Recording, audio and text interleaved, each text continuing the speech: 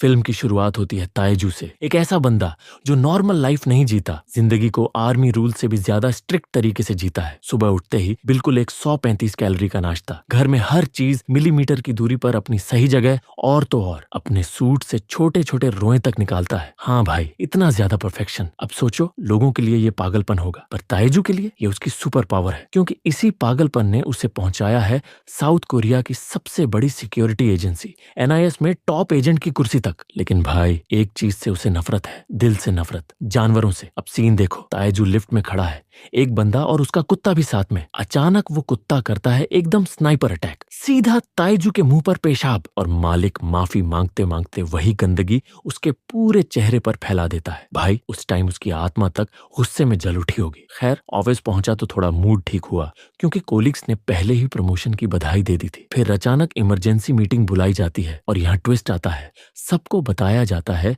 कि चीन से एक बेहद खास VIP आने वाला है, और उसकी सुरक्षा की जिम्मेदारी होगी NIS की। ये इवेंट 25 सालों से चल रहे चीन कोरिया रिश्तों को सेलिब्रेट करने के लिए रखा गया है, इसलिए एक भी गलती सीधा करियर खत्म। सब शॉक्ड जब पता चलता है कि वो VIP को इंसान नहीं, बल्कि एक प्यारी सी पांडा है, मिंग मिंग। अब जरा सोचो, जिस आदमी को जानवरों से इतनी चिढ़ हो, वही आगे आता है उस पांडा की सुरक्षा के लिए। क्यों? क्योंकि भाई, प्रमोशन सामने खड़ी हो तो बंदा जान भी जोखिम में डाल देता है। इवेंट वाले दिन सुरक्षा ऐसी थी जैसे एयरपोर्ट पर आतंकवादी पकड़ा हो, मिलिट्री डॉग्स तक बुलाए गए थे। तभी ताइजू मिलता है अपने न्यूजीलैंड से लौटे जूनियर एजेंट क्रोनी से। खुद को हीरो दिखाने के चक्कर में वो एक हाईटेक गैजेट पेन दिखाता है जो 100 मील तक सारे इलेक्ट्रॉनिक डिवाइसेस शट डाउन कर सकता है। बंदा बुरा नहीं है, बस जहां जाता है वहां हाथ से अपने आप हो जाते हैं। यही सोचकर ताइजू उसे पेन लेकर साइड में रख देता है। फिर स्टेज खुलता है और आते ही पूरा माहौल हिला देती है मिंग मिंग, वो पांडा VIP। सबकी निगाहें उस पर, कैमरे चमक रहे हैं, और यहीं से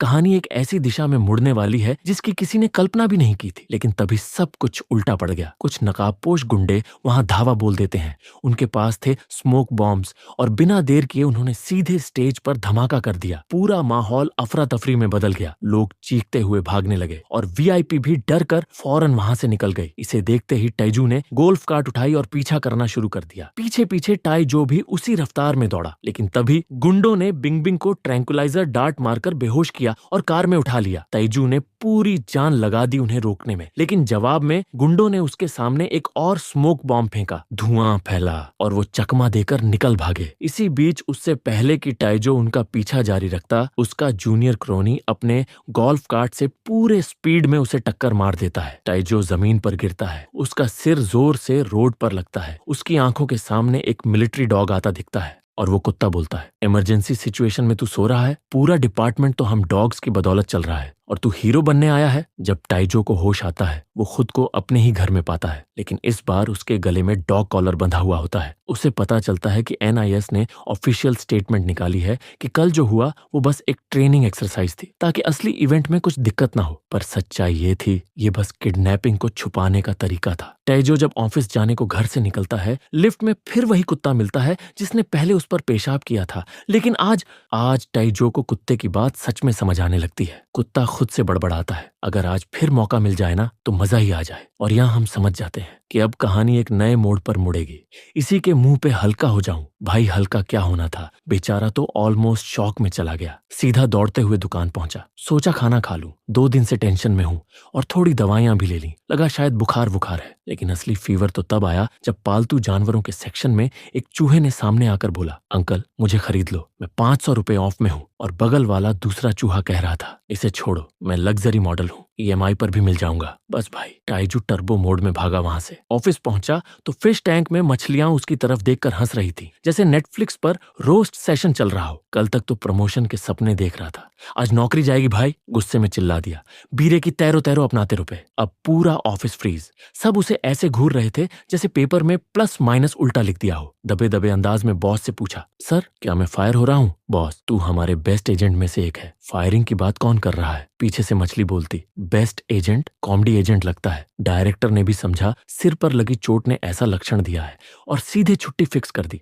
लेकिन भाई, ताइजू कहाँ मानने वाला था। ऑफिस से सीधा जू पहुंच गया, जहां एक नकली पांडा बैठा था, जो कोई और नहीं क्रोनी था, ड्रामा फुल ऑन मोड, लेकिन बेचारे ने कॉस्ट्यूम में ही आग लगा ली और अस्पताल जाना पड़ा। वापसी में ताइजू घर जा ही रहा था कि एक फीमेल गोरिल्ला ने उसे सिग्नल दिया और बोली, मुझे पता है कीवी पैंडा कहाँ है, बस एक नेशनल ज्योग्राफिक मैगजीन चाहिए। ताइजू ने तुरंत निकाल कर दी वो मैगजीन्स जिसमें वो रोज गोरिल्लाओं की तस्वीरें निहारता था। हाँ भाई, रिस्पेक्ट वाली निहारने की बात है, गलत मत समझना। और इसी के बाद कहानी में असली ट्विस्ट आने वाला है। उसने आगे कुत्ते के बारे में बताया, वही नेबर्स वाला हस्की मॉडल। बोला, अगर उसको ढूंढ लिया ना तो सीधे वीआईपी की लोकेशन तक पहुंचा सकता हूँ। रात को ताइजू एक सुनसान छोड़े गए घर में घुसा जहां जानवरों का टेड टॉक चल रहा था। एक खजाना शख्सियत वाला कुत्ता अपने सर्बिया वाले युद्ध के किस्से सुनाकर खुद को मिर्जापुर का रॉबिन बता रहा था। मैंने अकेले इतने सिपाहियों की जान बचाई थी और तभी उन्होंने ताइजू को देखा। अगले ही सेकंड फुल जंगल मोड ऑन, सब उस पर हमला करने दौड़े, लेकिन भाई ने बचने के लिए बस एक प्लेट खाना हवा में उछाला और जानवर बोले, भाई खाना वाला इंसान है, छोड़ो। ताइजू भाग निकला वहां से। माइक गिराकर घर लौटते समय उसने किडनैपर्स के बारे में पूछा, लेकिन सामने वाला जानवर बोला, भूखे पेट इन्वेस्टिगेशन नहीं होता, पहले खाना ला फिर बताता हूँ। और ताइजू उसको लेकर अपने घर आ गया, पीछे पीछे पंजों के निशान मिटाता हुआ, जैसे कोई बॉलीवुड वाला स्पाई मिशन चल रहा हो। अगली सुबह ताइजू पहली बार घर में बदबू महसूस करता है और टाक से डांटना शुरू करता है। तभी दरवाजा खुलता है। उसकी बेटी सोयान दो दोस्तों के साथ अंदर आती है। माँ के गुजरने के बाद से दोनों के रिश्ते वैसे भी काली स्क्रीन जैसे हो गए थे और उसकी डेंजरस जॉब के कारण साथ भी नहीं रहने लगे। आज सोयान का बर्थडे था और ताइजू ने एक अच्छी पार्टी का वादा किया था, लेकिन घर की हालत देखकर बेटी समझ गई, पापा फिर भूल गए। थोड़ा रोका, थोड़ा टूट गई, लेकिन जैसे ही उसने कुत्ता देखा हंस पड़ी, पापा बदल रहे हैं क्या? और ताइजू ने सच्चाई न बताते हुए बस चुप्पी ओढ़ ली। उसके बाद पार्क में दोनों पूरा दिन खेलते रहे। पहली बार लगा कि रिश्ते में कुछ पॉजिटिव अपडेट आया है। शाम को सोयान चली गई और पास में आतिशबाजी हुई जिसने उसे सर्बिया वाले पल याद दिला दिए। ताइजू ने पूछा, क्या हुआ? कुत्ता धीमे से बोला, मुझे उस इंसान की सुगंध याद है जिसने सर्बिया में मेरी मालकिन को मारा था, और वही आदमी उस वीआईपी को भी ले गया है। अब खेल ऑफिशियली शुरू हो चुका है भाई। उस वक्त की बात याद करके वो अंदर से हिल गया जब वो अपनी मालकिन सोही के साथ एक बम पकड़ने की कोशिश कर रहा था, लेकिन तभी दूर खड़े एक शख्स ने धमाका कर दिया। उस ब्लास्ट में सोही ने अपनी जान गंवाई। उसने उसी वक्त उस आदमी पर टूट पड़ने की कोशिश की पर पकड़ नहीं पाया। बस उसे एक चीज साफ याद रह गई, उस आदमी की एक टांग नकली थी। और अब जिस दिन मिंग मिंग को किडनैप किया गया उसी की वही गंध फिर से महसूस हुई। कुत्ते की ये दर्द भरी कहानी सुनकर ताइजू अंदर से टूट गया और पहली बार उसका मूड थोड़ा बेहतर हुआ। उधर किडनैपर्स ने मिंग मिंग को खाने के लिए कुछ दिया तो उसने साफ मना कर दिया, मुझे सिर्फ बांस चाहिए। अब बेचारे किडनैपर्स पास के बांस फार्म से बांस लेकर आए। अगले दिन टिशू और ताइजू उसी फार्म में जा पहुंचे। वहां फार्म ऑनर की पालतू बकरी से इन्फो ली। तब उन्हें किडनैपर्स की गाड़ी का पता लगा। थोड़ी और जांच में शक गया एक बायोटेक कंपनी के मालिक नैन्सी पर। ताइजू ने जैसे ही उसकी फोटो देखी, कुत्ते ने तुरंत पहचान लिया, यही है जिसने मिंग मिंग को उठवाया। दोनों पहुंचे उसकी कंपनी के हेडक्वार्टर। वहां पता चला कि वो एक खतरनाक प्रोजेक्ट पर काम कर रहा है जहां जानवरों के जीन्स से ऐसा मॉडल बनाया जाएगा जिसे इंसान अपने पालतू की तरह कैरी कर सके। लेकिन तभी सच्चाई सामने आई, असल में उसी ने मिंग मिंग को अगवा करवाया था। ताइजू ने गुस्से में मैनसी और उसके बॉडीगार्ड को ठोक डाला और सीधा उठा के पुलिस स्टेशन ले गया। लेकिन वहां उसके लिए बड़ी मुश्किल खड़ी थी। डायरेक्टर ने जब वजह पूछी तो ताइजू क्या बताता? सर, ये सब मुझे एक कुत्ते ने बताया है। अगर ये बोल देता ना तो सीधा वापस से मानसिक वार्ड में भर्ती हो जाता। तभी जांच में पता चला किडनैपिंग के टाइम मैनसी तो कोरिया में था ही नहीं और बिना सबूत किसी को उठाकर लाना बड़ा केस बन गया। नतीजा, ताइजू को नौकरी से निकाल दिया गया। हेडक्वार्टर से निकलते ही मैनसी गुस्से में उस गिरोह से मिलने पहुंचा जिन्हें उसने मिंग मिंग को अगवा करने की सुपारी दी थी। तब पता चला कि असल किडनैपर एक आतंकवादी था, दिमित्री। धोखा इसलिए लगा क्योंकि दिमित्री ने अपने चेहरे पर मैनसी का हाईटेक मास्क पहना हुआ था। मिंग मिंग के बदले में उसने एक खतरनाक कैप्सूल बनवाया था जिसे खिला दो और रिमोट से कहीं से भी धमाका कर सकते हो। उधर ताइजू भी उनका पीछा करते हुए वही पहुंच गया और सब सुनते ही उसे पूरी गेम समझ आ गई। उसने मिंग को समझाया, चिंता मत कर, चाचा आएंगे और तुझे बचाकर ले जाएंगे। इसके बाद वो तेजी से ताइजू के घर पहुंचा। घंटी बजाई, लेकिन ताइजू ने दरवाजा नहीं खोला क्योंकि उसी की वजह से उसकी नौकरी गई थी। अब उसे जरा भी भरोसा नहीं था। इधर मिलिट्री वाले उसे पकड़कर ले गए और फैसला सुनाया, अगर ऑर्डर नहीं माने तो गोली मार दी जाएगी।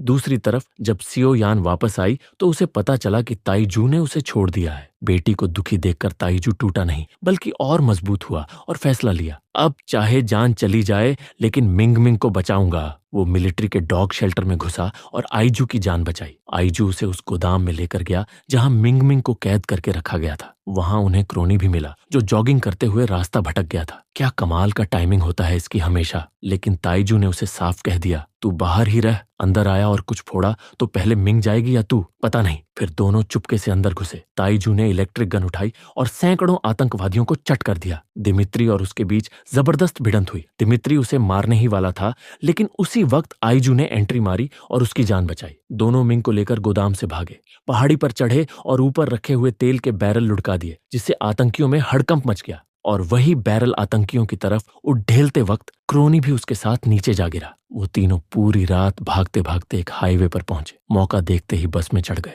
लेकिन ताइजू ऐसी हालत में था कि देखकर लग रहा था जैसे कोई इंसान नहीं बल्कि किसी ने इंसान की कॉस्ट्यूम पहन ली हो। उधर गोदाम में मैंसी कुछ पांडा गायब होने पर आग बबूला बैठा था। उसने जब दिमित्री से बदतमीजी की तो आतंकियों ने गुस्से में उसे जबरदस्ती वो विस्फोटक कैप्सूल खिलाकर कमरे में बंद कर दिया। असल में दिमित्री का प्लान बेहद शैतानी था। वो उस कैप्सूल को खिलाकर उसे वापस भेजने वाला था क्योंकि वो शामिल होने वाली थी उस इवेंट में जहां चाइना और कोरिया दोनों देशों के बड़े बड़े लीडर्स मौजूद होने वाले थे। और दिमित्री चाहता था कि उस कैप्सूल से वहीं धमाका हो और सब खत्म। आतंकियों के निकलते ही गोदाम में एक तेज धमाका हुआ जिसका मतलब था वो कैप्सूल जो नैन्सी को खिलाया गया था फट चुका है। इधर नैन्सी ने डायरेक्टर को घर बुलाया और उससे मिलवाया उन सब जानवरों से जिनसे वो अब तक बात करती आई थी। उन्हें सही सलामत गाड़ी में बिठाकर वो इवेंट की ओर रवाना हुई। लेकिन रास्ते में एक अजीब सी स्मेल आई। वो उसे सुन ही रहा था कि अचानक दिमित्री के आदमी आए और उसे उठा ले गए। ताइजू ने ये सब देख लिया